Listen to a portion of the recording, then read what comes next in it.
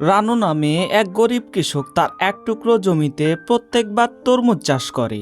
এবারও সে তার ওই এক টুকরো জমিতে কিছু তরমুজের বীজ বপন করেছে। দিন রাত রানু তার জমিতে পরিশ্রম করে, সময় মতো পানি দেয়, সার দেয়, ঘাস পরিষ্কার করে, আর এভাবেই তার দিন যায়। দেখতে দেখতে তার জমিতে তরমুজগুলো বেশ বড় হতে শুরু করেছে। সকাল থেকে সন্ধ্যা পর্যন্ত জমিতে কাজ করে সন্ধ্যার আগে আগে সে বাড়িতে চলে যায়। সাথে কিছু ছোট ছোট তরমুজ নিয়ে যায় খাওয়ার জন্য।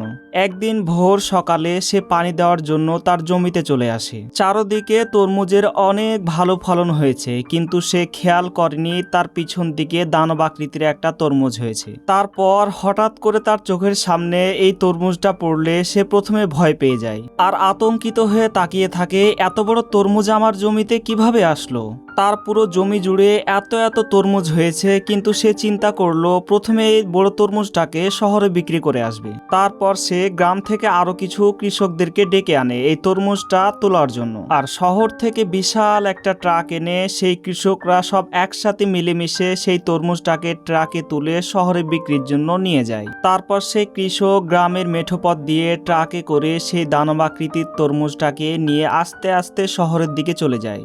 শহরে তরমুজটা বিক্রি করে সে অনেকগুলো টাকা পায়। সে টাকা দিয়ে ব্যাগ ভর্তি বাজার করে বাড়ি নিয়ে আসে। তারপর সে গরিব কৃষক কষ্ট করে রান্না করে সে খাবারগুলো নিয়ে বসে পড়ে খাওয়ার জন্য।